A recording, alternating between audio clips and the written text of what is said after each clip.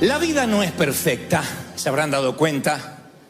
Tiene sus accidentes, tiene sus cascadas, tiene sus escombros que hay que tratar de saltear. Pero la vida tiene significado. La vida significa algo.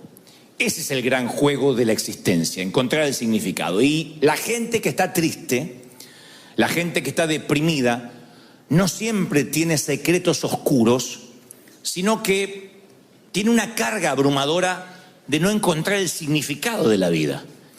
Cuando pierdes el significado de la vida, empiezas a ponerte triste y te puedes mudar, puedes cambiar de empleo, cambiar incluso de cónyuge, pero la nube esa oscura que está sobre ti parece que nunca se muda, como que te siguiera a todas partes, porque la tristeza, la depresión es un estado del corazón, no es una cuestión situacional. Si se arregla esto, sería feliz. No, eso es lo que pensamos. No obstante, la tristeza es una nube que se posa sobre nosotros y nos define. La depresión es un camino a través de la oscuridad.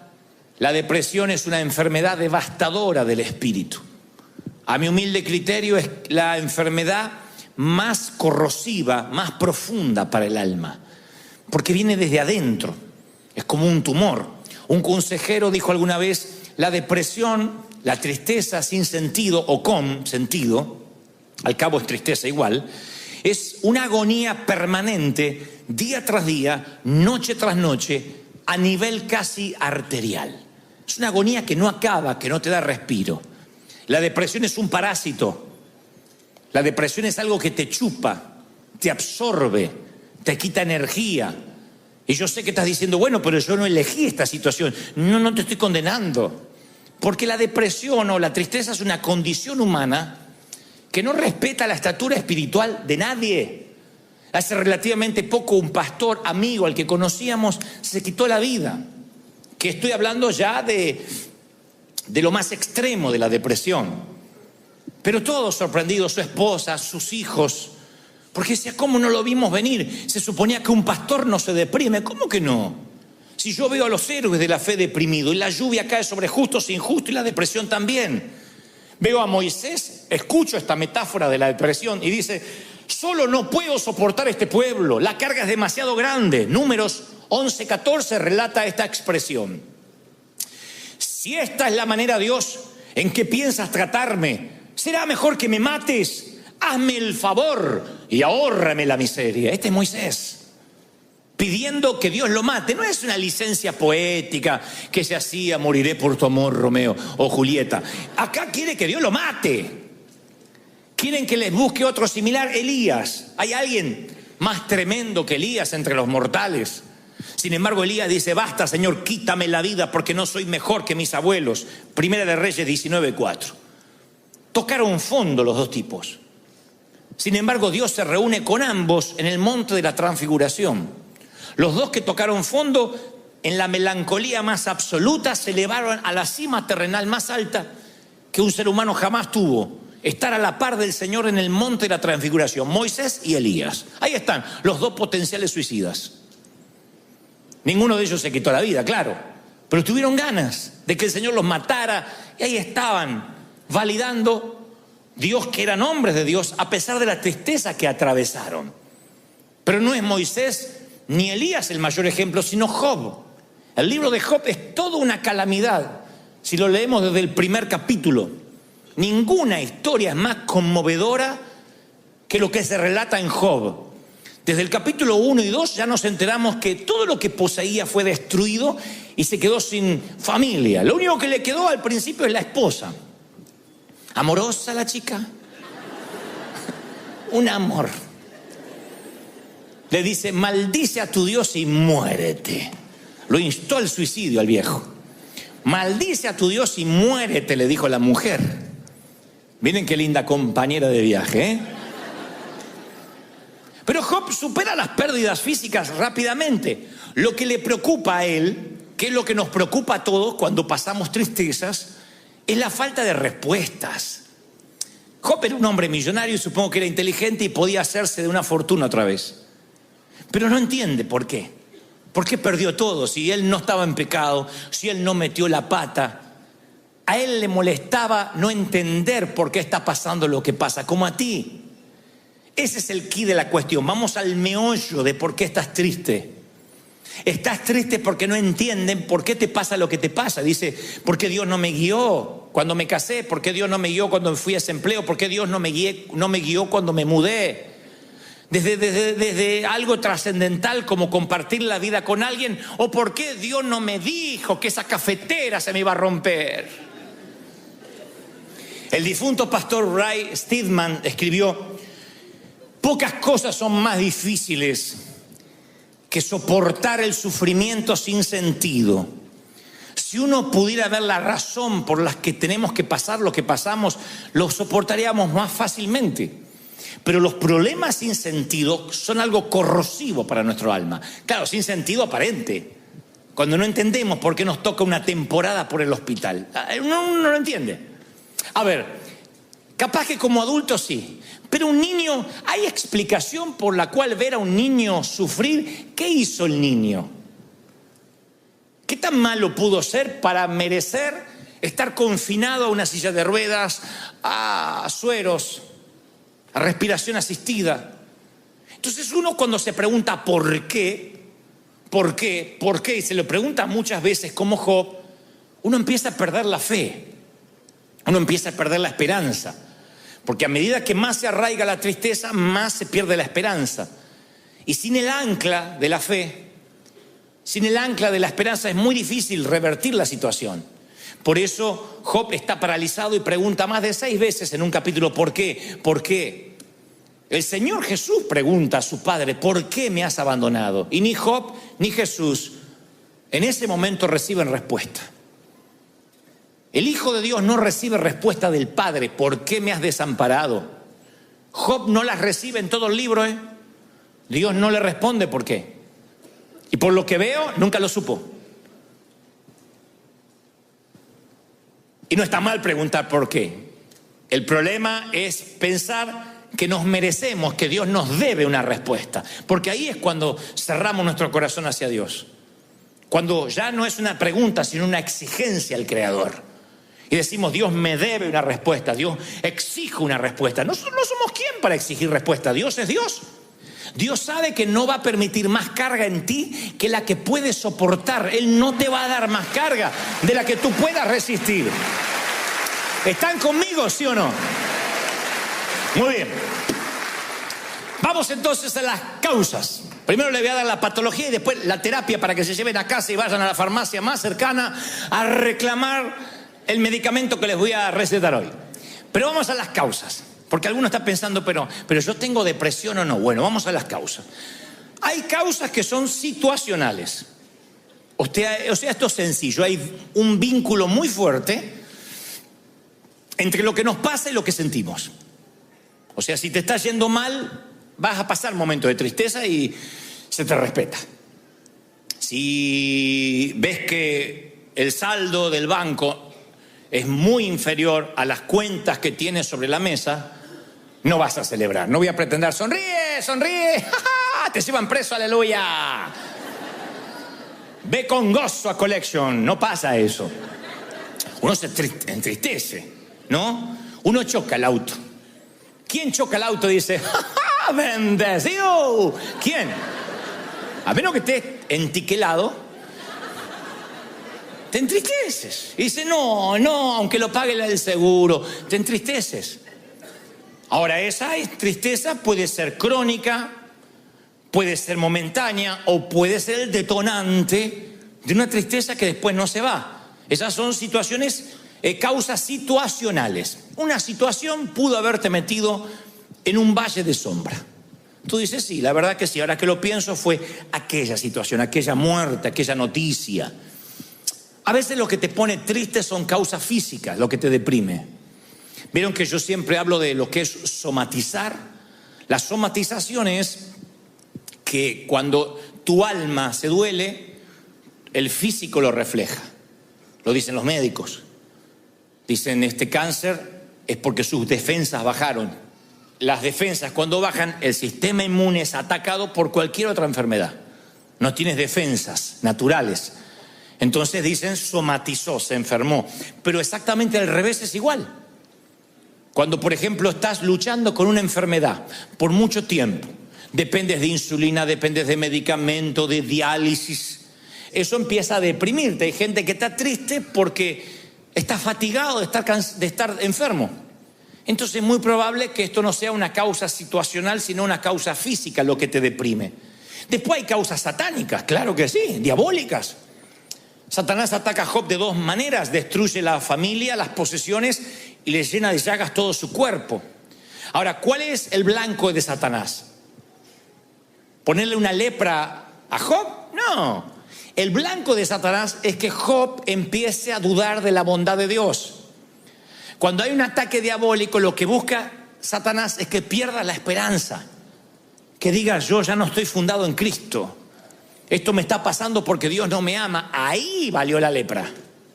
Pero si con lepra, si perdiendo la casa, si con crisis sigue diciendo: yo no sé cómo voy a salir de esto, pero Dios es fiel y me va a sacar, Satanás no tiene objetivo, no tiene el blanco, no lo logra.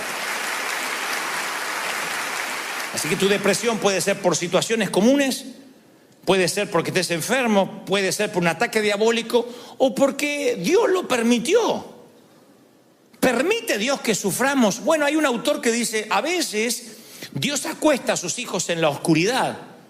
Dios permite el sufrimiento. Te voy a decir algo que no te va a gustar escuchar, sí, pero nunca cede el control, nunca.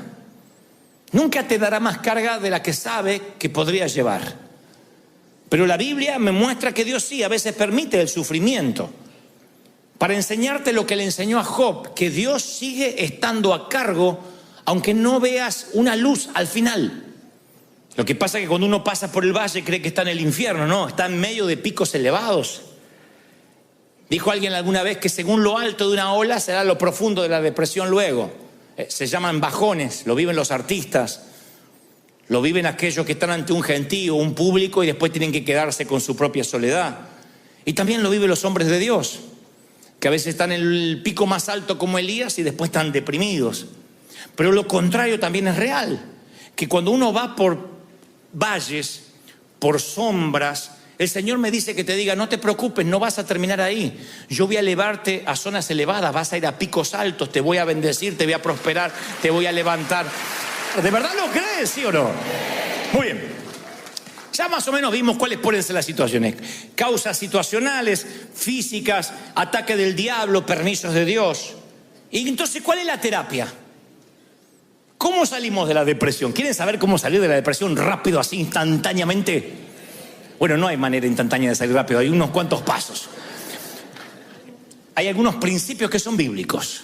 El primero: revela tu tristeza, sé honesto, sé honesta.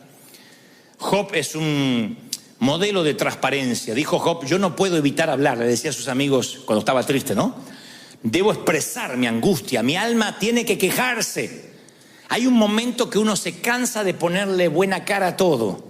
Y está bien que a veces diga: sí, yo estoy triste, necesito que ores por mí. Este es un hospital del alma, no tienes que fingir. Puedes decir: estoy mal, me siento triste, ora por mí. La tristeza es parte de una de las 28 temporadas de Salomón. Así que está bien decir: estoy triste. Revela tu tristeza. Hay gente que dice: no, a mí me va todo por dentro. Te tragas eso y cuando esa amargura que no sale se queda dentro. ¿Y qué hace? Una implosión. ¿Y saben lo que es una implosión? Es un edificio que se viene abajo hasta las bases. Una explosión sobrevives de una explosión, pero de una implosión no. Entonces no te tragues. Tienes una iglesia, tienes pastores, tienes gente amiga, dile: estoy triste, orá por mí, porque a veces no le encuentro sentido, me siento que no valgo para Dios. Entonces, primer paso, los que están anotando la receta: habla, jetón, habla. Jetón dije. Segundo, resiste tu depresión. ¿Qué es resistir? No es confesar positivamente: no tengo. Es intencionalmente: quiero salir de esta situación.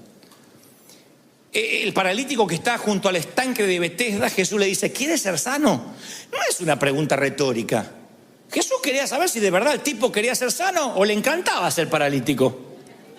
Ustedes dicen, ¿y a quién le encanta ser paralítico? Y hay gente que le encanta la autocomiseración. Hay gente que le encanta que le den. Hay gente muy necesitada en las luces de los semáforos pidiendo. Pero hay otros que le quitas el cartelito de cartón y los mandas a trabajar y se les acabó el negocio. Porque les encanta que le den, ganan más dándole que yendo a trabajar. Y hay gente que disfruta la tristeza. Le encanta dar lástima y decir, no, es que yo me encanta estar así, me encanta que oren por mí, y ponen cara de borrego a punto de degollar y dice, oren por mí, estoy mal. Pero no estaba feliz, sí, pero se me fue la felicidad. ¿Quieres ser sano? ¿Quieren ser libres, sí o no? Pues una decisión. Uno tiene que decir, sí, yo quiero estar bien.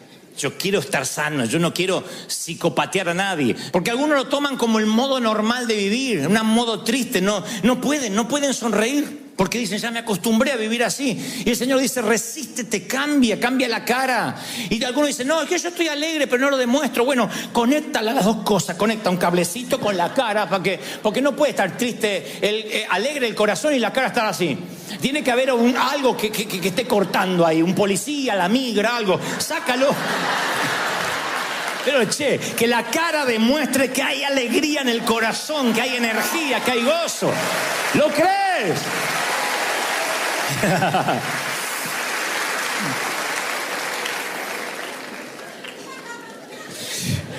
Haz lo opuesto a la depresión. El doctor psiquiatra, el famoso Karl Menninger, dijo, quien está triste, yo le recomiendo que cierre su casa con llave, vaya al otro lado de la ciudad, busque a alguien necesitado y haga algo por esa persona. Eso te quita la tristeza. No te retires, no bajes los brazos, no te acurruques como un ovillito en la cama. No te hagas un ovillo. Dile, no, yo tengo que salir a trabajar. No dejes que el cómo te sientas controle tu estado de ánimo.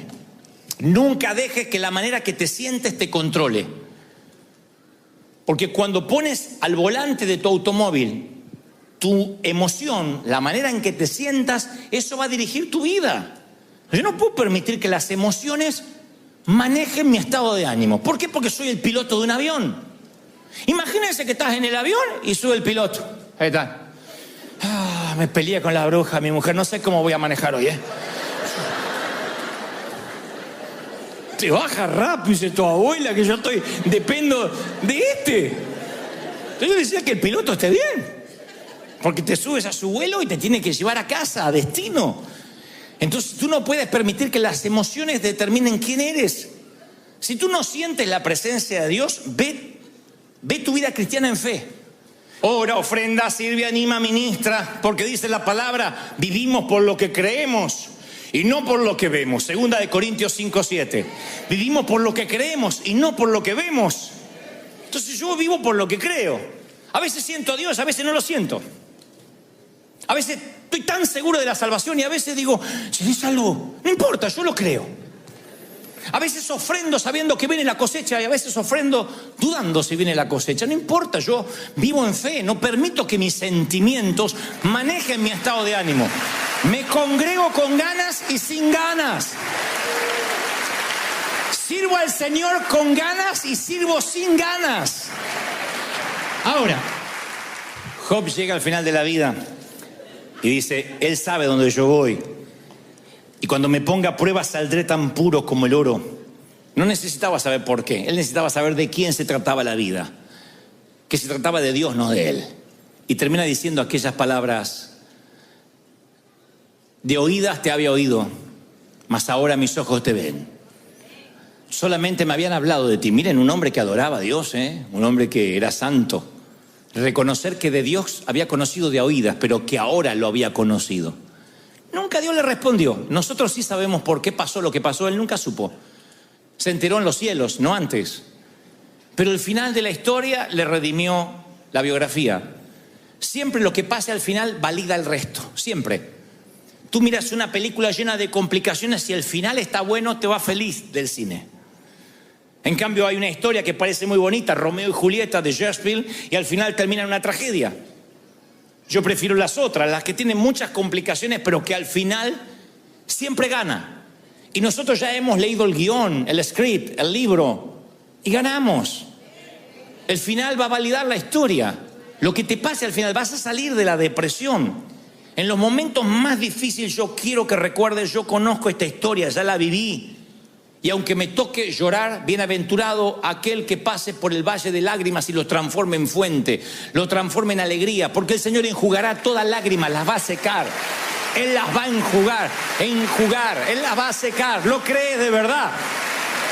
¿Lo crees? Sí, ¿verdad? Y es el final de la historia. El final siempre es bueno. Tú me dices, ¿qué elegirías? ¿Una vida feliz y un mal final? 40 años de felicidad, 50. Y un final desastroso, solo, triste. O al revés, una vida compleja y un final maravilloso. Tú dices, ¿para qué quiero un final si no pude disfrutar la vida? Yo elijo el final. Las películas me encantan así. No importa cuánto Rocky Balboa caiga en la lona, yo siempre sé que si es una película de Rocky, él ganará el último round. Y eso es lo que valida el resto de la historia. Y a lo mejor no te fue bien en el amor, pero al final encuentras a esa persona. Capaz que no te puede dar hijos porque ya estás en tus... ¿Cómo decirlo? En la edad de la nostalgia.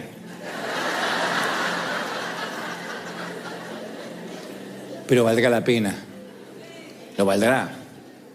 Yo decía en el servicio anterior, piensa en un cuadro mental, un sitio, un lugar. Un lugar que te gustaría estar. Puede ser bonito, puede ser un lugar de tu infancia, puede ser un sitio en Europa, puede ser junto al Mediterráneo, en el Pacífico, al Atlántico, si te gusta el mar, en una cabaña en el hotel, la cima, en el valle, en una casita, en una renta, donde sea, pero un lugar, piensa en un lugar. Ahora ponle un clima.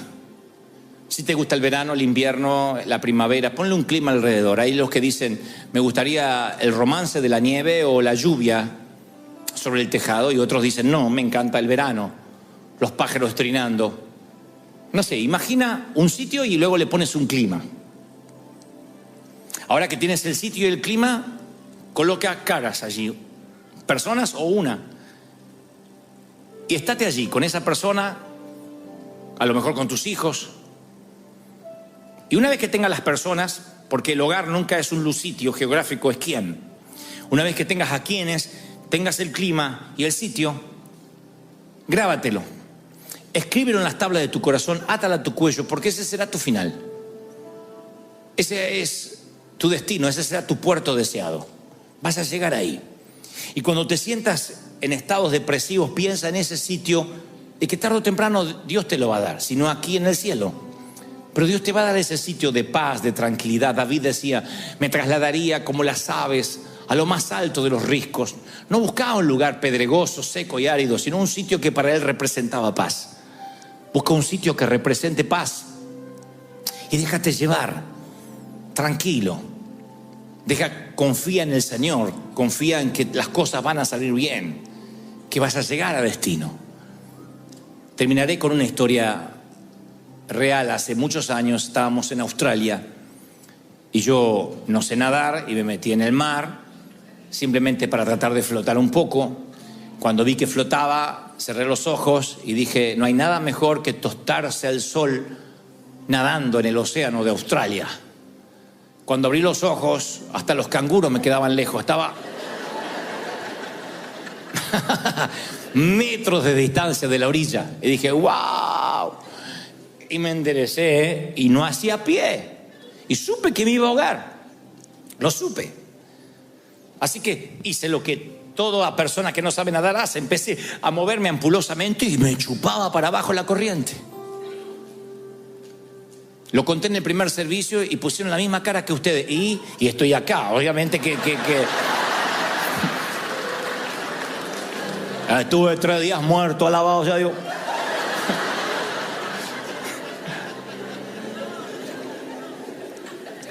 En un momento clamé al Señor, de verdad. Dije, Señor, ayúdame, ayúdame. Y la respuesta fue sencilla, pero básicamente me ayudó para el resto de mi vida. Quieto. Yo sentí el Espíritu Santo diciéndome, quieto, relájate. Y fue lo que hice, no podía hacer nada. Si me iba a ahogar, no iba a ahogarme braceando o haciendo esfuerzo, desgastando mi energía. Así que me quedé quieto. Y la marea, poco a poco, me fue llevando de vuelta a la costa hasta que volví a hacer pie. No olvidaré nunca más esa sensación. La marea simplemente me fue llevando, fue maravilloso. Me llevó hacia la arena. En vez de hundirme, la marea me llevó a casa. Todo se trata de confiar y esperar. Cuando estés triste, descansa en el Señor. Confía de que el final de la historia va a estar bien. Descansa y tu espíritu llegará a casa. Porque, damas y caballeros, todas las mareas del mundo conducen a Él. Todos los dolores, todos los hospitales, los panteones, los divorcios, las enfermedades, las infidelidades, las traiciones, el dolor, las metástasis, todo conduce a Dios. Todos los caminos conducen a Dios. Nada más que braceamos y peleamos. Descansa en Él, confía en Él, estate quieto y yo cuidaré de ti. Si Él cuida de las aves, cuidará también de ti. ¡Aleluya! Celebra a ese Rey maravilloso que dice, confía en mí. Yo te saco adelante. Yo te bendigo. Yo estoy contigo. Más populares a la hora de predicar, pero es un modelo, Nehemías, de avivamiento. Recuerden que Nehemías es un hombre de Dios que está reconstruyendo los muros de Jerusalén, los muros de su ciudad que estaban en escombros. Él tiene un llamado especial de reconstrucción y ese es su ministerio, su talento, su don. Él está llevando adelante, liderando el proceso de reconstrucción del templo. Y en un momento el Señor les ordena a todos que se alegren, que haya un espíritu de gozo. Esto lo está diciendo Dios. El Señor lo dijo hace años y nos lo dice hoy, puesto que por eso están las Escrituras. Dice, id y comer grosuras, que es como decir, comer carne argentina. Comer buena carne. No, pues si no diría comer tacos. No dice pupusas. Dice grosuras. O sea, buena carne. Y beber vino dulce. Acá puede ser que sea un vino rosado, un Cabernet Sauvignon, no sé.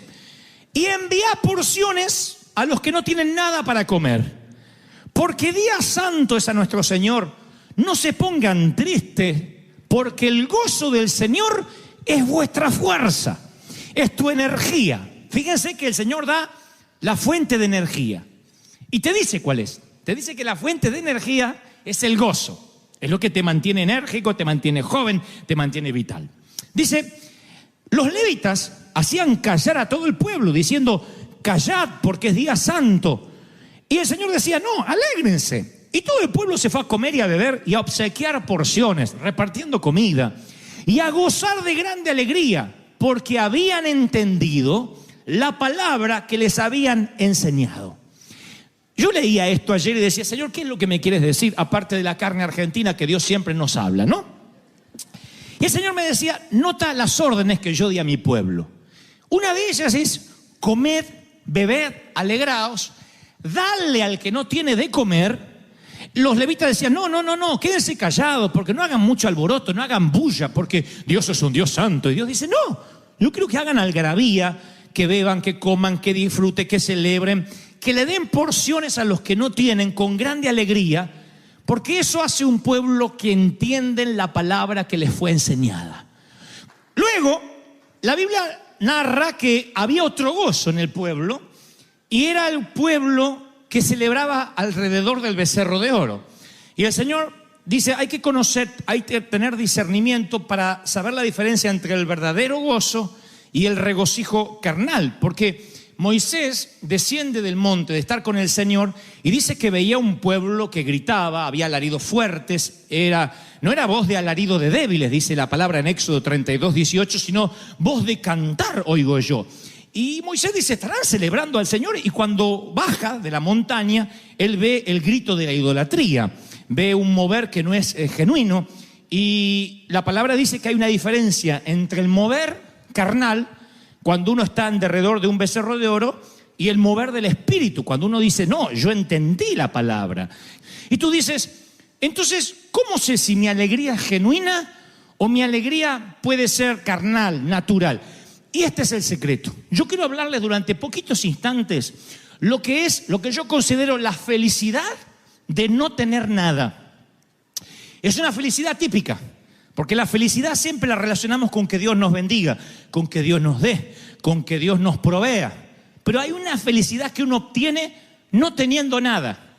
Cuando pasas por la materia, por la estación de la vida, de alegrarte, de tener felicidad cuando no tienes nada, ese es el método para saber si tu felicidad es genuina y proviene de Dios o no.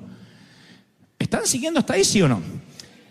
Cuando Dios decide que entren a la tierra prometida, a Dios le viene un conflicto, no un conflicto, pero le viene un debate, supongo, celestial. Dice, si los bendigo y les doy la tierra que les prometí, que fluye leche y miel, lo más probable es que este pueblo olvide de donde yo lo saqué.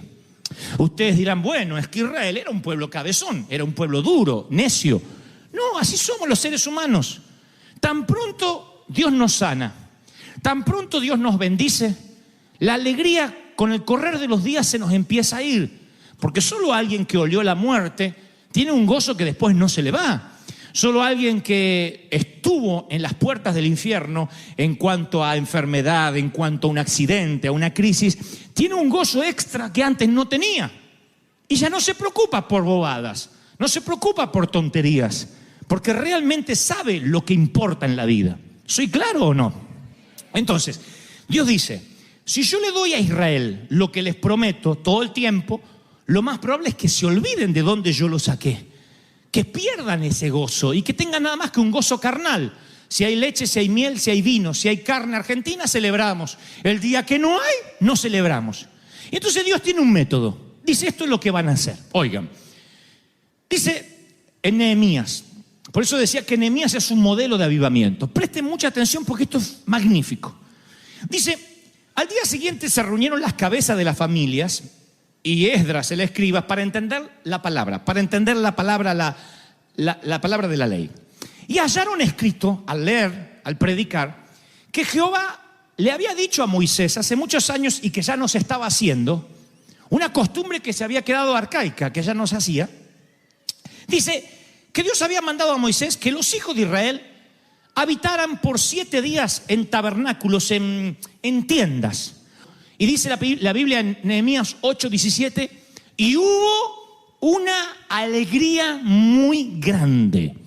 Dios le dijo, salgan de sus hipotecas, de sus apartamentos, salgan de sus casas, vengan a vivir 7 días en las tiendas, no para siempre, eran 7 días. Durante 7 días van a tener que vivir en las tiendas, como vivían sus abuelos o sus papás en el desierto. 7 días vayan a vivir a la terraza. En otras palabras, si hoy lo hiciéramos, diríamos a nuestros hijos, a ver, para no olvidarnos de dónde venimos, de los países pobres donde la mayoría venimos, los inmigrantes, para no olvidarnos lo que sufrieron nuestros padres, hijos, desconexión total de lo electrónico por 7 días. Sin celular, sin iPad, sin tablet, sin televisión, sin Netflix, nada. 7 días desconectado, sal de la recámara. ¿Y dónde voy a dormir? En ese colchón, en el terrado, en ese colchón, bajo la tienda, bajo las ramas. 7 días, de un lunes hasta el próximo domingo. Era una orden de Dios. Y te vas a alegrar mucho de no tener nada, porque dice, y hubo gran alegría. 7 días viviendo únicamente conectado con el Señor. Saliendo de la enramada, mirando el cielo y diciendo, todo lo que tenemos somos advenedizos, como dijo David. Somos extranjeros, somos mayordomo, no tenemos nada. Yo viví esa experiencia muchas veces en mi vida de encontrarme sin nada. Era un muchacho petulante, agrandado como todo argentino que no fue redimido con la sangre de Cristo. Era el gerente más joven de una compañía y me sentía el dueño del mundo, el tapón del océano, la última Coca-Cola del desierto. Y un día, ¡pac!, me despiden, me acusan injustamente y yo sentí que me quedé bajo una enramada, que no tenía nada, que mi futuro, que todo lo que yo tenía planificado se desmoronó. En muchas ocasiones me sentí así, donde dije, Señor, ¿y ahora qué? Y siempre pensé que cuando a uno le pasan esas cosas que te arruinan, se te arruina el crédito, que te cierran la cuenta bancaria, que te dicen que tienes que abandonar tu casa, siempre pensé que esas son las pruebas y las luchas, la cual merece que estés triste. ¿Cómo no voy a estar triste si estoy por perder mi casa, decimos? ¿Y cómo que celebre? ¿De dónde voy a tener fuerzas para celebrar si me dijeron que tengo cáncer? ¿Dónde voy a sacar fuerza para alegrarme si me quedé sin nada? Como decían los abuelos de antes, una mano atrás y una adelante. Nada. ¿Cómo voy a alegrarme si estoy viviendo en una habitación prestada, en un garage, en el estudio de alguien más y tengo que compartir el baño? No me digan que celebre. Sin embargo, el Señor dice, y te alegrarás por no tener nada, por vivir en posadas. No eran 7 días de tristeza, eran 7 días de júbilo y alegría. Y os regocijaréis delante de Dios por 7 días. Levítico 23:40. 7 días celebrarás de no tener nada. Celebrarás fiesta solemne a Dios en el lugar que Dios te da. Porque así te bendijo Jehová en todos los frutos y en la obra de tus manos. Y dice Deuteronomio 16:15. Y estarás verdaderamente alegre. Verdaderamente alegre. Mi papá, descendiente de alemanes, alemán, él decía que rentar casa es tirar la plata. Puede ser una filosofía de vida, no la voy a discutir acá. Yo creo que si Dios te da dinero para pagar la renta, es tuyo. Un título de propiedad no te hace más o menos rico. Todos queremos tener casa propia, sí. Pero mientras tanto, en alguna eventualidad de la vida o gran parte de la vida te toca rentar, vivir de prestado, mientras tenga techo y comida y Dios te abastezca, alégrate por el maná diario. ¿Sí? Yo soy un hombre que siempre te va a alentar a tener lo tuyo, a prosperar, a que te vaya bien. No me gusta la vagancia de decir, bueno, no importa si no tienes nada. No, tenemos que progresar, tenemos que ir de victoria en victoria. Pero cuando esas victorias atentan a la memoria y te hacen olvidar quién eras cuando no tenías a Dios, es una de las cosas más peligrosas que nos puede pasar. Y por eso, en términos espirituales, Dios a veces nos quita de esa comodidad y nos lleva a vivir a tabernáculos en la azotea, en enramadas. Y son tiempos de mesetas que nos hacen reflexionar. Nadie reflexiona mejor que entre las paredes de un hospital. Nadie reflexiona mejor que recorriendo la grama de un cementerio.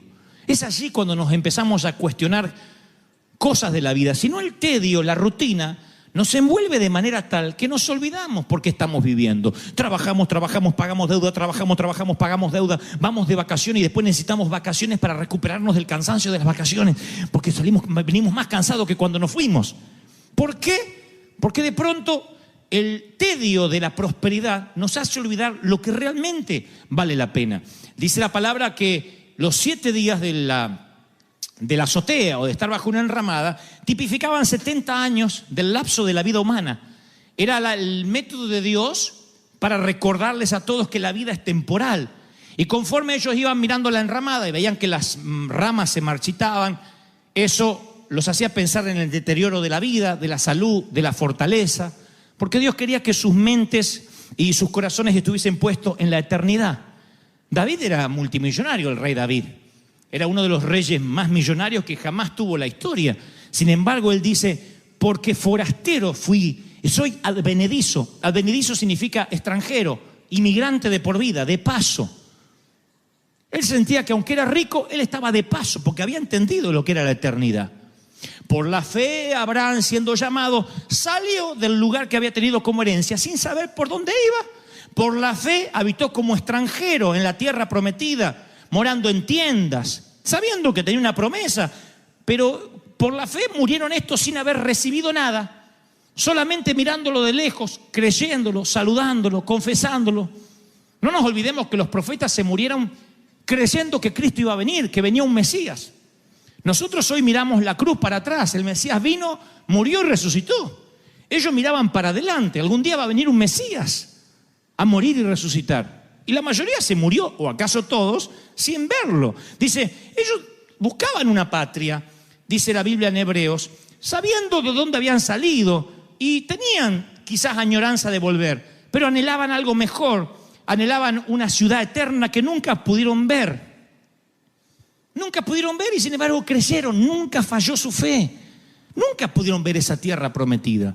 Mi pregunta es, ¿y si nunca pudieras ver esa esperanza que tienes, aún así seguirías gozoso?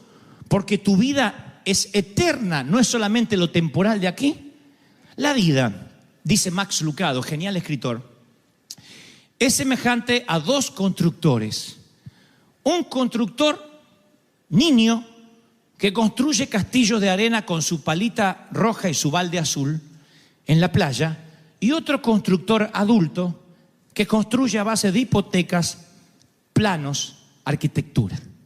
De eso se trata la vida, de dos constructores, véanlo, el niño con la palita roja, el balde azul, y el hombre construyendo con sus líneas de crédito y sus préstamos bancarios. Los dos construyen igual, a los dos les pasará lo mismo, excepto que el niño conoce las reglas de juego y el adulto no.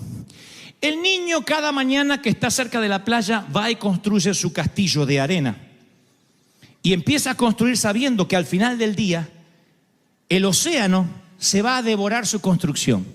Aún así construye cerca del mar y construye su gran castillo con su palita y trae arena húmeda y construye una gran creación. Su padre le dice, niño, el océano se llevará todo, promediando la media tarde. Aún así el niño sigue construyendo. Y cada hora que va pasando, el océano rompe su ola más cerca que la anterior. El gran quebrantador hace y le va alertando al niño que se llevará su construcción a lo profundo del océano. Así que el niño, cuando termina de construir, lo que hace es alejarse y esperar que el océano haga y destruya las primeras torres. El niño suele celebrar.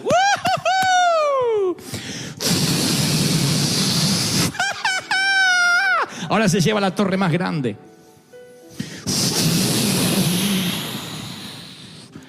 Finalmente el gran océano se lleva todo lo que al niño le tardó 5 o 6 horas, toda una mañana. ¿Qué hace el niño? Toma el baldecito azul, la palita roja, la mano de su papá, celebra y regresa a casa. ¿Qué hace el adulto? Construye casas, hipotecas, compra autos. Tengo que tener una casita propia. Y el océano, año tras año, que lo cumpla feliz. Que lo cumpla, que lo cumpla. Duele acá. La cintura molesta. La vista no es lo mismo. Empiezas a alejarte así,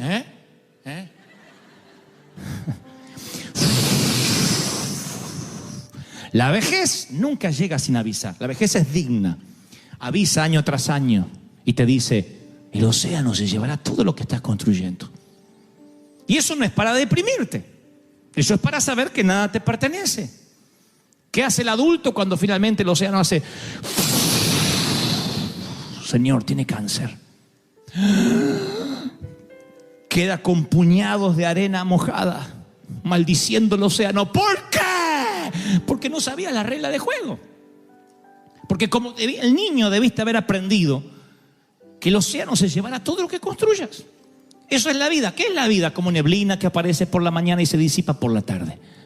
Eso es la vida, la hierba que crece y luego desaparece. Esto yo lo hablo en los funerales, porque hay un montón de gente que me mira como diciendo, ¿por qué a mí? ¿Por qué a él? ¿Por qué a nosotros? Habiendo tanta gente, ¿por qué hoy estamos en un funeral?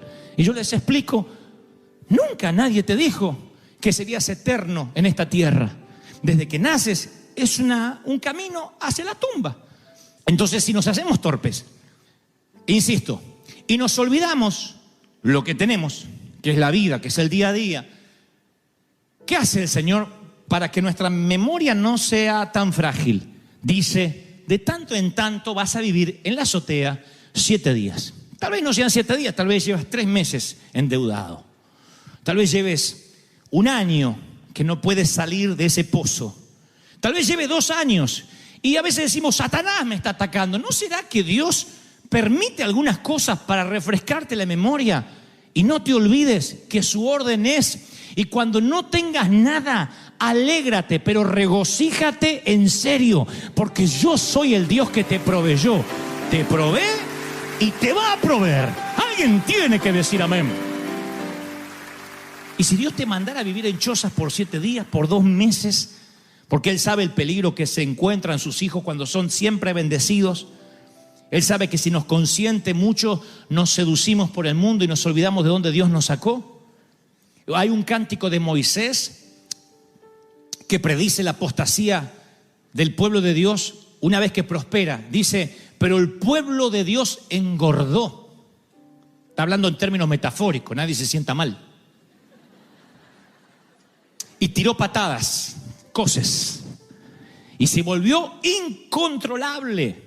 Engordaste, dice una versión, te cubriste de grasa, Israel, y abandonaste a Dios y menospreciaste la roca de la salvación. Deuteronomio 32:15. Qué feo cuando Dios dice, te llenaste de grasa y te olvidaste del Dios que te mataba el hambre en el desierto. ¿Y saben qué hizo Dios con Israel? Nunca les entregó el título de propiedad. Nunca. Dice, porque Dios le promete a Israel darle la tierra de Canaán, pero nunca le entregó la titularidad. Se los prestó. Porque le dice Dios en Levítico 25:23, una de las leyes, la tierra no se venderá nunca, porque mía es. Vosotros sois extranjeros y forasteros. Solamente podían vender la cosecha. Dios dijo, la tierra es mía. Qué increíble. No sé si ustedes habrían prestado atención a esto, pero digo, qué increíble que Dios le promete una tierra que fluye leche y miel y finalmente llega a la conclusión, dice, ustedes no la van a vender nunca porque la tierra es mía. Esa promesa, creo, esa palabra, ese mandamiento no ha cambiado hoy.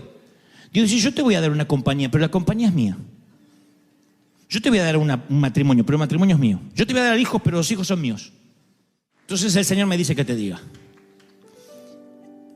que el problema no fue lo que te pasó en el banco o con el empleo o con las deudas. El problema es cómo reaccionaste cuando eso te pasó.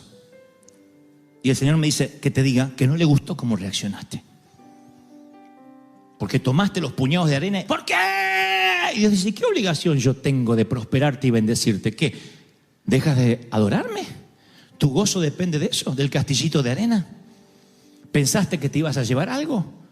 A esta edad, dicen algunos, no puedo volver a empezar. ¿Y por qué no? ¿Sabe la edad que tenía Abraham cuando Dios le dijo, deja todo y sígueme por fe donde yo te voy a decir? ¿Cómo le explica eso a la esposa de uno? No sé cuántos están casados, pero ¿cómo uno le explica eso a la mujer? Dios me habló anoche y nos tenemos que ir. ¿A dónde, viejo? Abraham dice, no sé. Dios me dijo que dejemos todo y que nos vayamos, que Él nos va a bendecir. Miren qué grado de fe. Con razón Abraham es un héroe de la fe.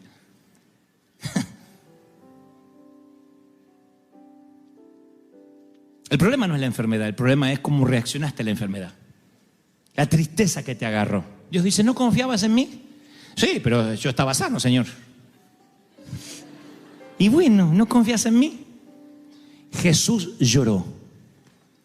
Uno de los versículos casi más cortos de toda la Escritura. Jesús lloró. ¿Cuándo? Cuando ve las hermanas de Lázaro que dice, si hubieses estado aquí, mi hermano no habría muerto.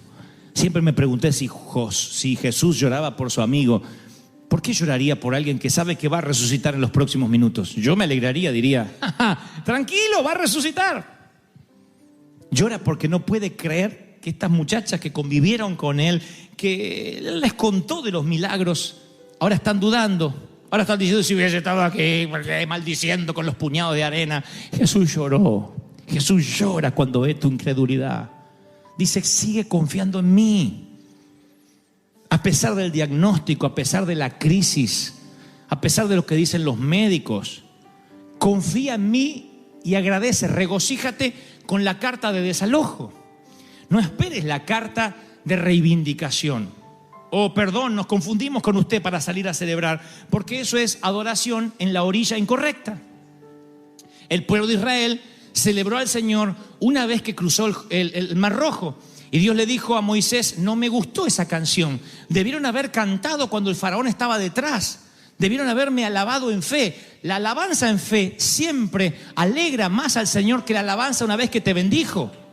Entonces yo creo que el Señor, mal valga el ejemplo, digo, cuando Él ve que te alegras igual, cuando dice yo me voy a contentar igual, no tengo, pero me voy a alegrar con lo que Dios me dio. Bueno, no puedo cambiarme la ropa todos los días. Bueno, no puedo comer lo que quisiera comer, pero vamos a alegrarnos igual. No hay regalo para los chicos en esta Navidad, pero aunque sea, vamos a poner, no sé, una galletita, algo chiquitito, simbólico, y los niños se alegran igual. En vez de decir, y mi iPad, en vez de decir eso, si tu hijo se empieza a comportar miserablemente así y te dice, papá, ya salió el nuevo iPhone y no lo tengo, tienes urgentemente que desconectarlo mínimamente 7 días y mandarlo a la azotea a que se acuerde de dónde viene, a dónde va. Veo a los padres diciendo, viste. Pero es verdad, es hora de desconectarlos, porque a veces creemos por derecho aquello que tenemos que tener como providencia, como bendición. ¿Me estás siguiendo, sí o no? Desde respirar, desde levantarte, desde tomarte un café, desde desayunar, ya es extra. Es algo que no te merecías y Dios te lo da. Si además de eso, Dios te da el placer de amar, el placer de soñar, de tener esperanza. Yo creo que somos personas privilegiadas. No debería haber ningún triste, por lo menos en River Church jamás. Porque que yo vea a todos, la mayoría de ustedes, creo, están respirando, ¿sí o no? Y si alguien ya no respira, avísenme que lo sacamos rápido. Pero todos están respirando. Eso es un privilegio, el tener pulmones, el respirar. ¿Qué va a pasar el año que viene? No sé, porque la tierra es de Dios y somos mayordomos de Él. Y le podré dejar un legado a mis hijos y vamos a trabajar duro. Pero si no se puede, no se puede. Hay de los que empezarán con nada, hay de los que empezarán con mucho esfuerzo, hay de los que lo perderán todo y volverán a empezar una y otra vez. Y sabrán de que hay que construir un ladrillo a la vez. Con cada huracán que la vida te sorprenda, te levantas a la mañana. ¿Y cómo hago ahora que se me cayó la casa? Un ladrillo a la vez, como hiciste toda la vida. Así somos los hispanos. Y el libro de Job es el epítome del dolor. Es un hombre que pierde su familia en una catástrofe, pierde su riqueza, su salud. Pero lo peor, un día se transforma en un hombre que pierde la esperanza. Él no está confinado en una silla de ruedas, ni está conectado a sueros intravenosos, pero sí tiene lepra. Sus amigos lo maldicen, su esposa le dice, maldice a tu Dios y muérete. Se queda absolutamente solo y aislado del mundo, derrotado. Y en las circunstancias más calamitosas hay un hilo delgado de alegría que se lee en el libro de Job. Y esto es lo que determinó lo que Dios me dijo que te dijera esta tarde. Job dijo, me regocijo con un dolor inquebrantable. ¿Cómo uno se va a regocijar con un dolor? Si estás con un dolor inquebrantable, no te regocijas. Posiblemente el dolor más fuerte que yo he tenido no ha sido cuando me corté 2 dedos de la mano. El dolor más fuerte ha sido piedras en el riñón. Los que han sufrido piedras saben lo que estoy hablando. En la vesícula, en el riñón, es horrible. Y yo he estado predicando así. Son esos días que mis patitas estaban así como de ranita y ustedes no sabían por qué. Dios le bendiga, hacía yo, Dios le bendiga. Y eran las piedras hace unos años. Yo no me regocijaba. Regocíjate en las piedras con alegría. Y es que tu abuela, yo no tengo piedras. Voy a otra versión y Job dice, salto de alegría con un dolor implacable. Salta de alegría con un dolor implacable. Está diciendo el dolor no perdona, no me da tregua y yo salto de alegría. Digo, este tipo está desquiciado además de leproso. Dice otra versión, la nueva versión internacional.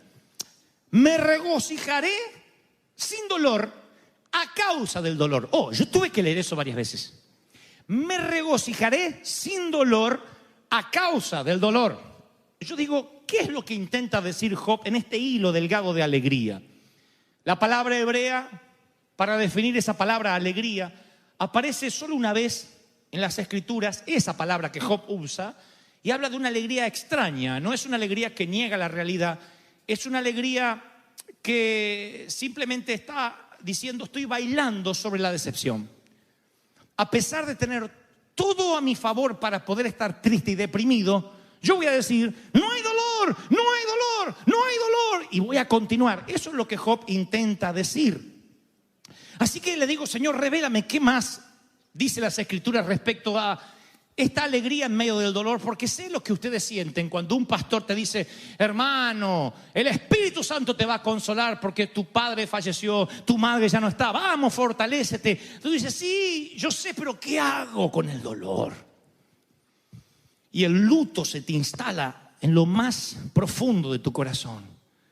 La decepción, la traición, la muerte. De pronto, como un intruso, aparece en nuestras vidas y nos causa tanto dolor que no hay palabras que nos puedan levantar. Job está viviendo esa situación y aún así dice que logra regocijarse. ¿Ustedes recuerdan a José? Estuvo 17 años de sufrimiento, vendido por sus hermanos, y a José ese dolor le valió un posgrado de empatía.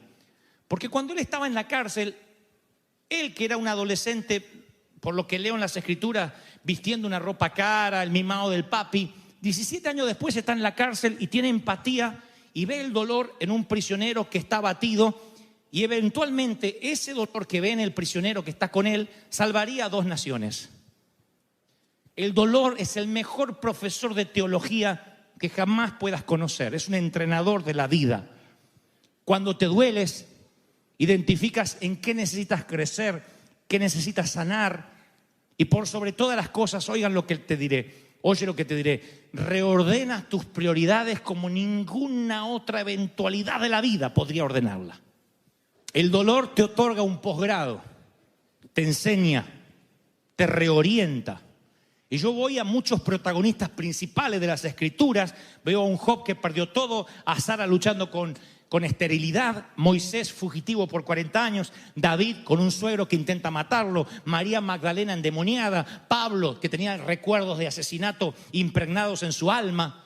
Todos tenían algo en común: oyeron a Dios en su hora más oscura, en lo que se llama la noche oscura del alma. Ahí oyes a Dios sí o sí.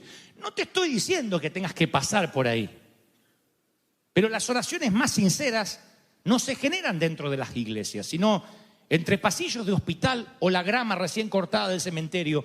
Allí están las oraciones más sinceras. Allí es cuando la gente derrama su corazón.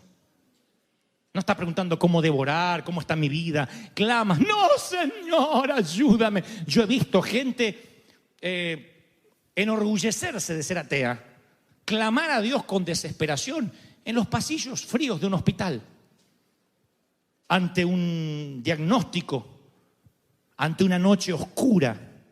Entonces, yo cuando veo, insisto, a los personajes bíblicos pasando sus horas oscuras, me pregunto por qué transitaron, por qué pasaron por allí. Y me doy cuenta que había una lección que Dios estaba tratando de enseñarle. Y el mismo Dios que le da lecciones a Jonás, estando en el vientre del infierno o en el vientre de un pez, es el mismo Dios que a lo mejor quiere hablarnos y no sabe cómo llamar nuestra atención. Porque tú puedes ignorar una puerta abierta, ignorar un sueño, ignorar la prédica del pastor, ignorar lo que Dios te está diciendo, susurrando, pero no puedes ignorar el dolor, ¿verdad? No lo puedes ignorar. Tú no puedes ignorar un dolor en los huesos, un dolor en el vientre, un estómago inflamado, dolores en los huesos. Tú no puedes ignorar la fiebre, no la puedes ignorar. Está allí y dices, ¡ay! Hasta me afecta el carácter.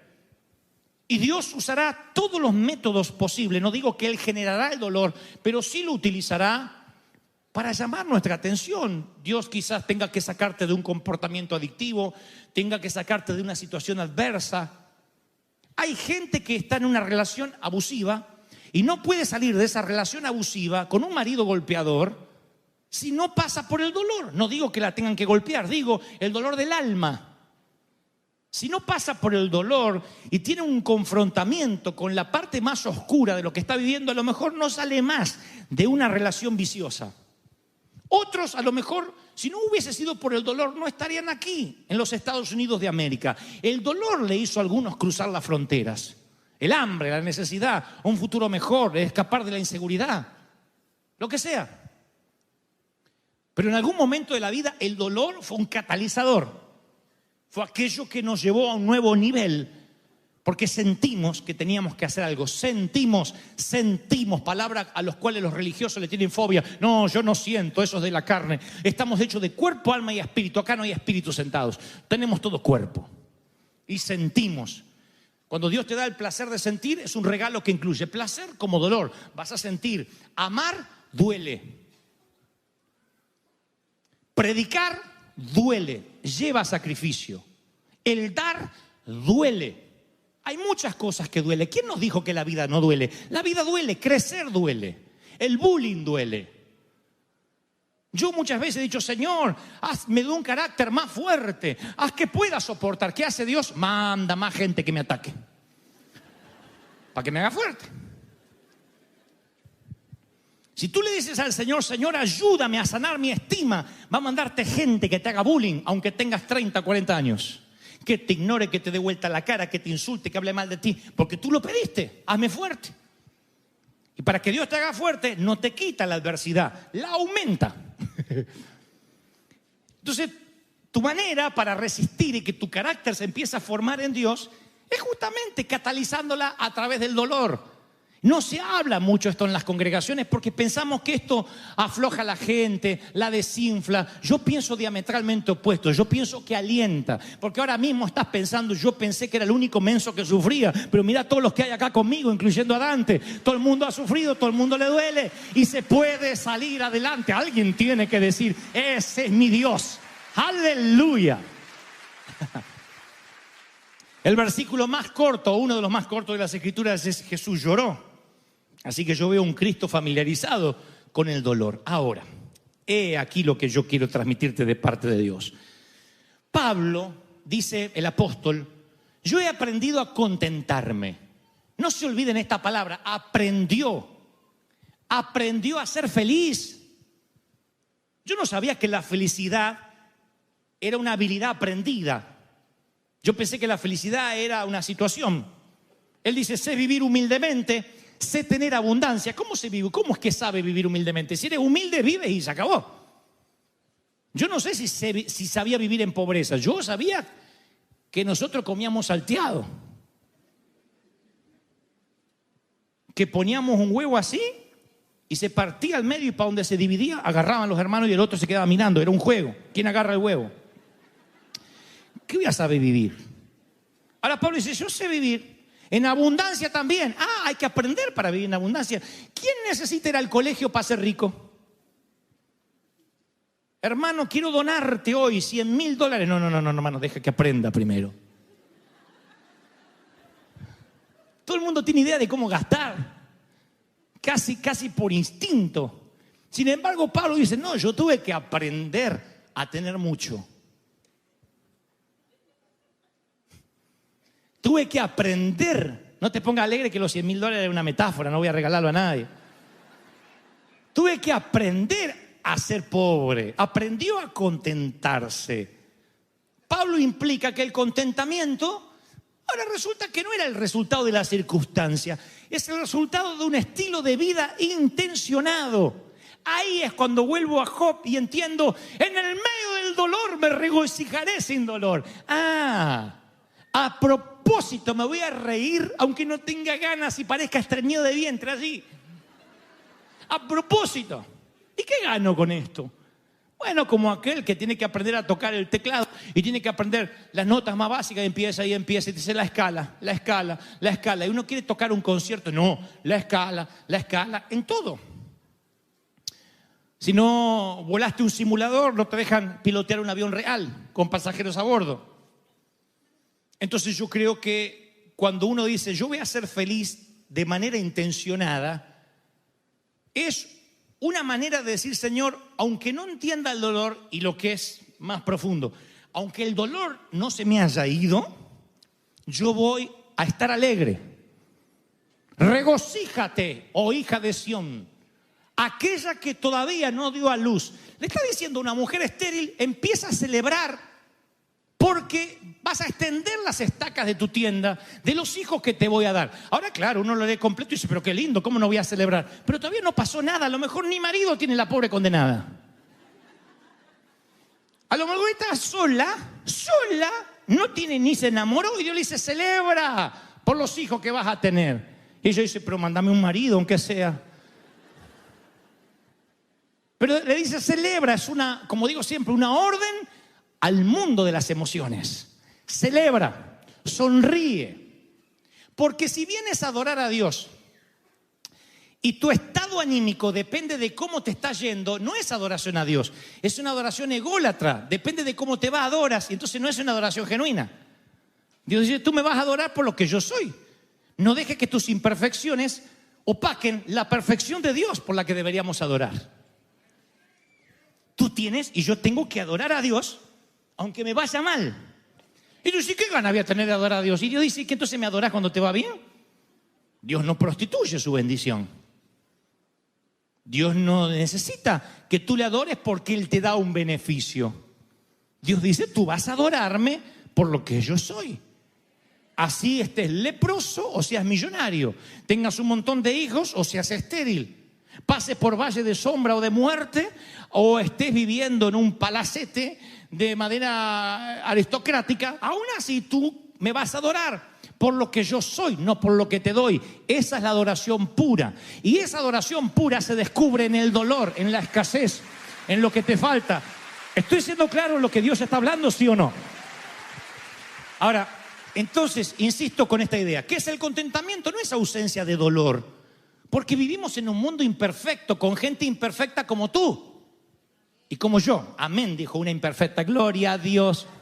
Algunos dicen, yo. Sí, están los imperfectos, los perfectos y los hipócritas. Pero todos están en el mismo sitio.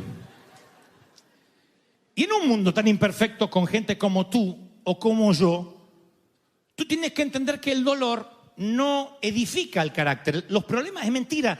Este dolor te va a edificar el carácter. No, los problemas y el dolor revelan el carácter. ¿Han escuchado la frase, era una buena persona pero ganó tanta plata y ahora cambió? Mentira, siempre fue mala persona, lo que pasa es que no tenía plata para mostrarlo. ¿O no? No cambia la esencia, nunca. Entonces los problemas y el dolor, ¿qué hacen? Edifican el carácter. ¿Cómo te va a edificar el dolor? A mí las piedras en el riñón no me edificó nada.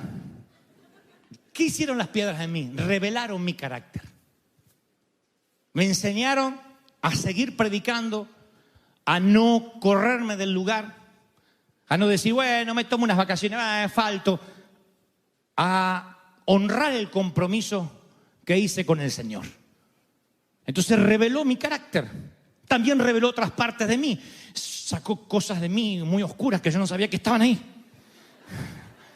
Me revolcaba así por la alfombra y me dolía. Me acuerdo que Liliana iba manejando y se decía, ¡para! Iba manejando, agarraba una piedrita y ¡ay, Señor! Y yo, ¡ay! Decía, Señor, llévame, no quiero vivir. Hasta que llegaba a la iglesia, a la catedral, y ahí tenía que predicar. Mi carácter fue expuesto por el dolor. Uno descubre quién es cuando pasa por valle de sombra y de muerte. Tú tienes que decidir qué hacer con esos descubrimientos. Puedes reaccionar con ira, con desaliento, con negación, y no vas a poder reconstruir nada. O dices, wow, mira todo lo que Dios tiene que hacer conmigo. Hace unos años atrás, varios, yo venía manejando y me había propuesto usar el recorrido que yo tenía desde Buenos Aires hasta casa, hasta el lugar donde trabajaba, que era un seminario bíblico, que era largo, me agarraba unos trancones en el tránsito, escuchar prédicas, y si no tenía ganas de escuchar mensajes, alabanza, adoración. Y un día se me cruza un camión así, y tenía esas piedritas que hacen de relleno, y una hace tin, tin, tin, tin, ping, y me parte el parabrisas. ¿Vieron Hulk cuando le sale así los músculos verdes? Salió un gusano de dentro mío. Empecé a perseguir al camionero, no sé para qué, como los perros que siguen las ruedas, después no saben qué hacer. Pero empecé a seguir al camionero. Y me para al lado y dije, ¡me rompí! Y me hace...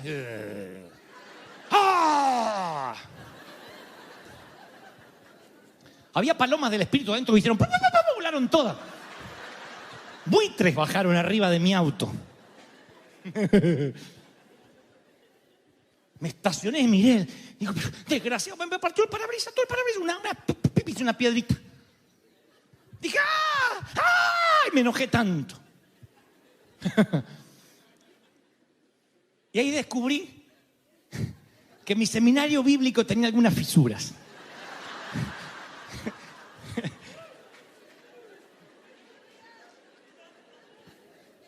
¿Cuándo se revela el carácter? En situaciones extremas. No cuando todo va bien.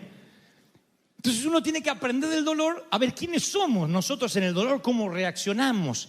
Eso es lo que dice Pablo. Tuve que aprender a vivir en escasez, en abundancia. Pablo le escribiría luego a la iglesia de Tesalónica y le diría, den gracias por todo.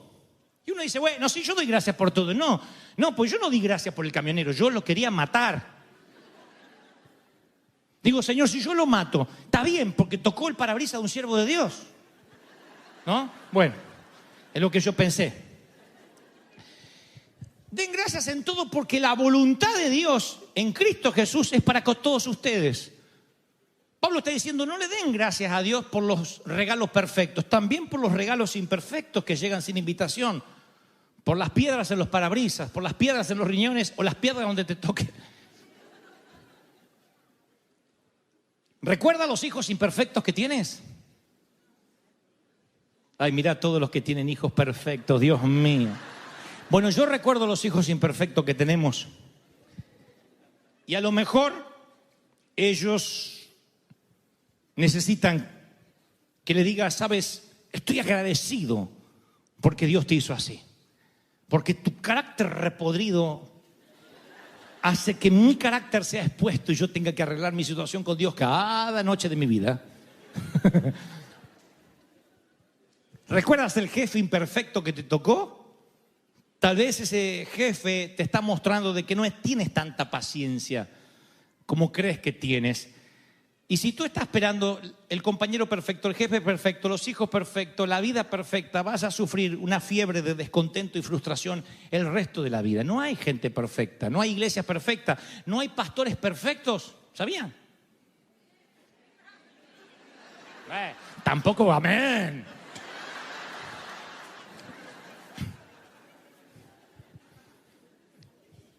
La felicidad y el contentamiento es una actitud de vida.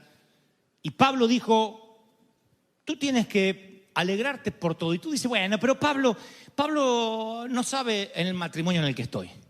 Pablo no sabía el niño que me tocó.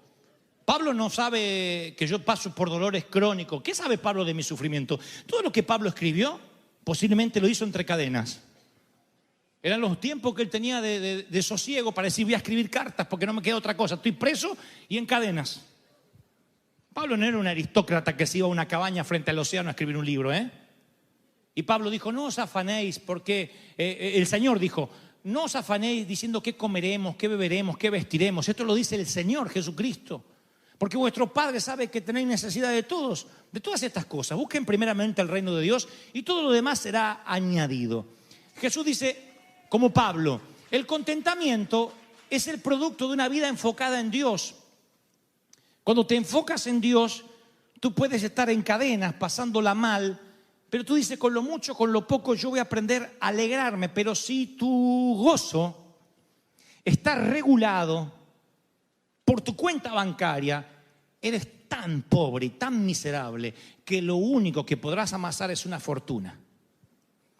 Serás tan pobre que lo único que tendrás es dinero, si tu vida está regulada por lo que acumulas en el banco. Tiene que haber algo más que supere tus cuentas bancarias. Si tu gozo y tu alegría está por un sitio donde vives, por un lugar donde vacacionas, no sé, por dinero que tengas, insisto, por un yate que puedas amarrar a tu costa, entonces eres miserable. Porque algún día el yate no lo tendrás, el dinero se arrumbrará, todo por la ley de entropía se arruinará y tú quedarás miserable, pobre, ciego y desnudo, como el Señor diría que estamos. ¿Aún así te vas a alegrar? Claro, porque tu alegría no depende de lo que tienes. Es más, hay gente que dice, yo soy feliz porque viajo liviano. Pablo diría que la buena carrera es despojarse del peso. Él dice, ningún corredor sale a correr con peso. Tú no sales a correr una maratón con tacos altos, con un bolso, con un paraguas, porque no puedes correr.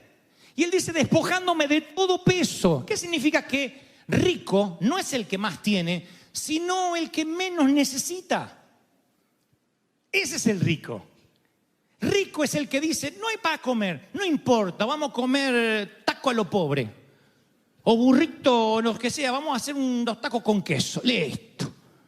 No hay queso, bueno, vamos a comer tortillas sola. Vamos a imaginarle el sabor. Y es feliz. Y otro a lo mejor se pone mal porque no le pusieron los cubiertos que él quiere comer, porque la carne no está a punto y vive amargado. Lo que trato de decir es que tu contentamiento tiene que estar por encima del dolor, y si pierdes ese contentamiento, entonces Dios hará que transites el dolor para que entiendas a los que sufren, para que llores, aunque seas Cristo, por el Lázaro que está dentro de la tumba, para que tengas dolor, para que te conmuevas. Los predicadores que hablamos de gracia no es porque somos libertinos, no es porque somos pecadores. Lo que hablamos de gracia es porque hemos sufrido, porque entendemos tu dolor, porque sabemos que no es fácil, porque la vida cristiana no es un paseo por el parque, porque esto es una batalla diaria. Cuesta ser santo, ¿cómo no va a costar? Por eso tenemos la gracia de Dios para darnos una ducha de gracia todos los días. Cuesta tener un carácter agradable a Dios, ¿cómo no va a costar? La vida cuesta, y estás en una iglesia donde te entendemos, donde te comprendemos, pero la gracia nos alcanza para hacernos santos. ¿Cuántos dicen, ese es mi Dios? ¡Aleluya! Y si te diera yo hoy de parte de Dios una orden al centro de las emociones y te dijera, alégrate a pesar de la suegra, alégrate a pesar de la enfermedad, ¿podrías ordenarle al mundo de las emociones que tienes que alegrarte esta tarde? Bueno, empiecen con la cara, A ver, yo podría, claro que podría. Che, tengas dientes o no, no importa. Ordénale a las emociones, tengo que sonreír. Entonces cambia la actitud. Ahora fíjense qué sabio que es Dios. Porque cuando uno ordena al mundo de las emociones a sonreír a pesar de la crisis, libera endorfinas, dopamina, sube las defensas. El doctor Patch Adams descubrió eso en enfermos terminales. La payasoterapia fue inventada por el doctor Patch Adams, llevado genialmente al cine a través de la interpretación de Robin Williams. Él descubrió, Patch, que cuando un enfermo terminal se reía, el cáncer que podía terminar con él en cuestión de días, a veces hacía que perdurara años o que en el mejor de los casos desapareciera. Los médicos se sorprendían. El estado de ánimo levantaba de manera tal las defensas de la persona que los dolores se iban. El dolor de hueso desaparecía, dejaba de somatizar. Por eso Dios dice, alégrate.